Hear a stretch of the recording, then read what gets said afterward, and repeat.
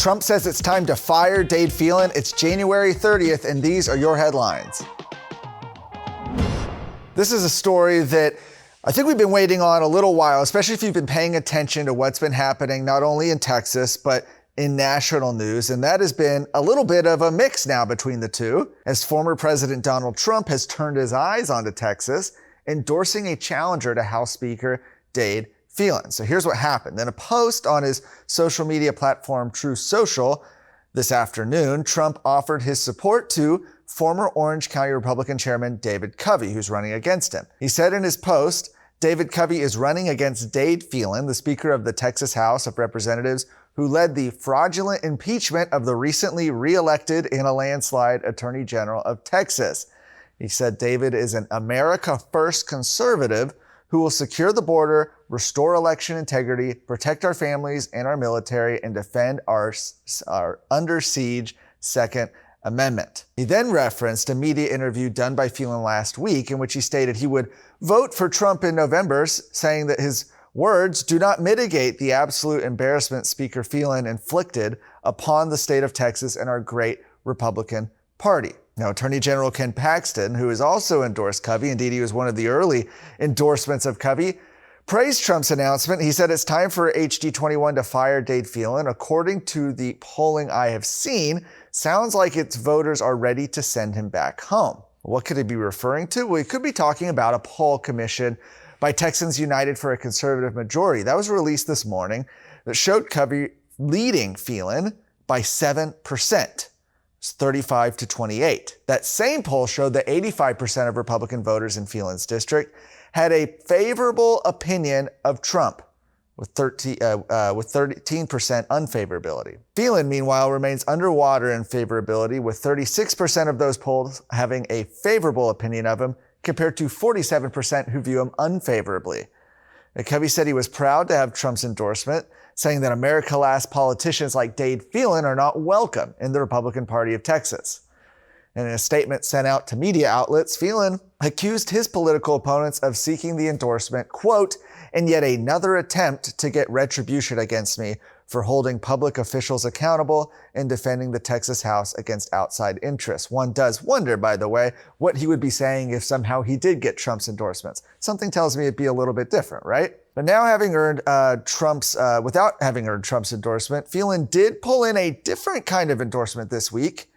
I'm not even joking about this. He was the only Republican endorsed by the AFL-CIO labor union. Literally, they put out a slate of endorsements, endorsed a ton of Democrats. Oh, but there's one Republican, and it's Dade Phelan. What does that tell you? Remember, the Republican primary elections on March 5th, early voting begins February 20th. After the Texas legislature claimed they had passed the largest property tax cut in Texas history, well, a new report shows that Texas taxpayers are paying more than ever. The latest report from the Huff Fines Liberty Foundation revealed that new numbers released by the comptroller, Glenn Hager, show that total property tax revenue increased last year by $165 million. Additionally, the report by former State Senator Don Huffines and policy analyst Bill Peacock claims that there was never an $18 billion tax cut as advertised, but instead only $12.7 billion was dedicated to new property tax relief in the bill. The report says politicians fabricated the $18 billion so they could claim, one, that it was the largest property tax cut in history, larger than the 2007 property tax cut, and two, that the tax cut used at least half of last year's record $32 billion budget surplus. The report also states that while the legislature reduced property taxes, they did not consider that schools, cities, counties, and special districts raised property tax revenue more than the legislature lowered it. He said Texas taxpayers were robbed of a historic opportunity to eliminate the school property tax.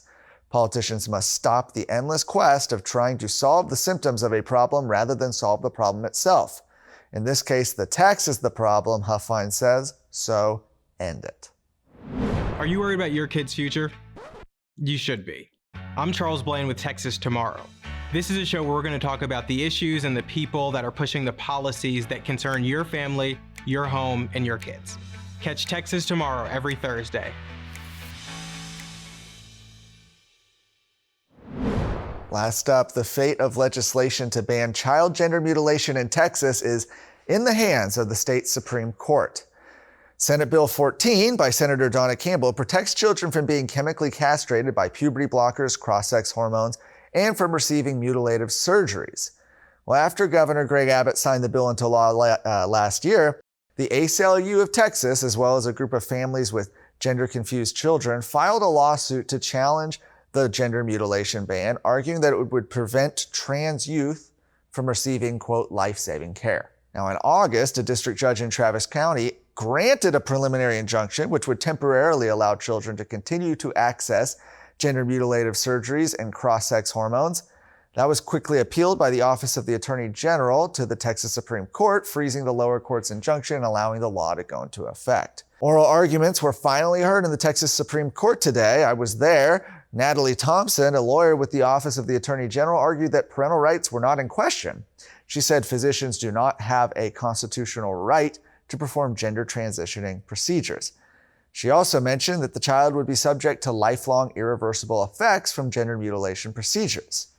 Kenan Wooten, who argued the case for the ACLU, portrayed Senate Bill 14 as, quote, categorically banning gender-affirming medical care for transgender adolescents in the state of Texas. Now, the court will make a decision in the coming weeks whether to overturn the lower court's decision and keep the law in place. For more of today's stories, head to TexasScorecard.com.